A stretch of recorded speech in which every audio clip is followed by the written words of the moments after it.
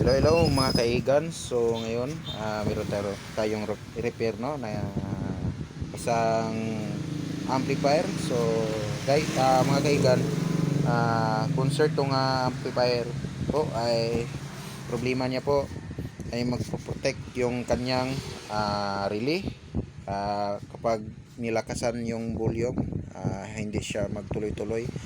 Pumoprotect yung relay niya mga kaigan. So ngayon guys or mga kaigan, atin ang binaklas lahat guys. So lahat per channel ating binaklas at nakita natin guys, mayroong mga leaking. So leaking yung kanyang mga transistor. So sa dito naman banda sa kanyang output transistor, yung tinatawag na power transistor, yan ditong linyada guys, yan dyan meron tayong nakita yung mga yan, mayroong mga leak. So hindi naman malaking leak, medyo medyo mababang leak lang yan guys, yung mga kaigan. Atin lang ay pinalitan lang natin para sure tayo na wala nang problema. And then dito ang banda sa kanyang amplifier, so mga kaigan no, atin namang pinalitan yung mga maliliit na mga leaking. At sure na tayo guys, mga kaigan, na atin nang napagana yung kanyang amplifier. Kaso may problema tayo dito sa banda sa uh, left side niya, no, left side speaker. So left and right yan mga kaigan. So atin kinalkal ulit at ating ginamitan ng mga technique. Yan, na-determine natin mga kaigan na dito pala sa input ang problema, yung capacitor niya ay corroded at may kalawang. Ito ay value ni guys or mga kaigan, nasa 50 volts, 10 UF.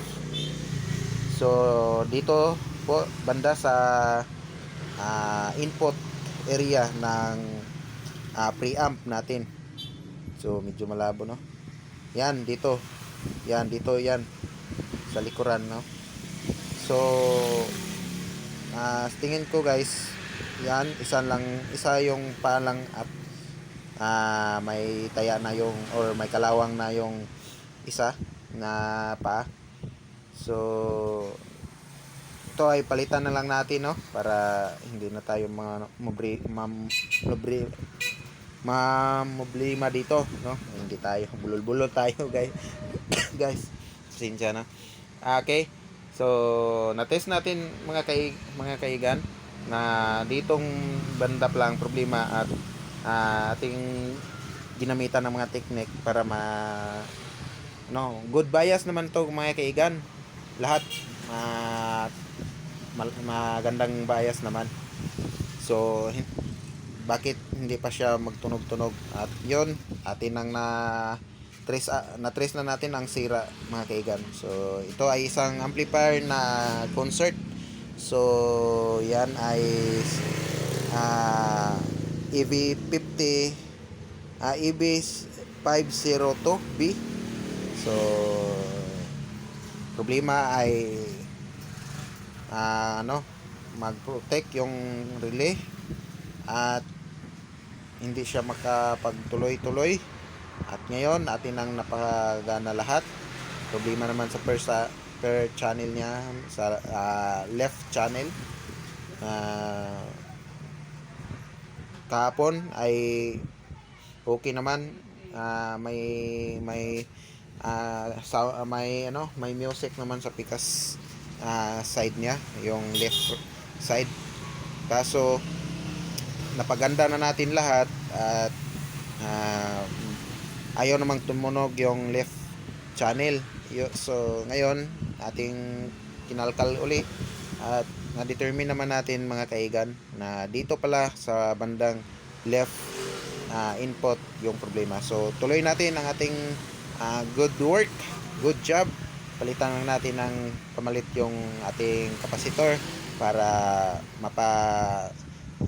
tingog natin or music natin yung kabilang channel. So salamat sa panonood, don't forget to like and share at pahit sa notification bell para lagi kayong ma-update, no, pag may mga videos na i-upload sa ating channel. So salamat sa panonood at face out sa inyong lahat. Ito guys, tinisting na natin.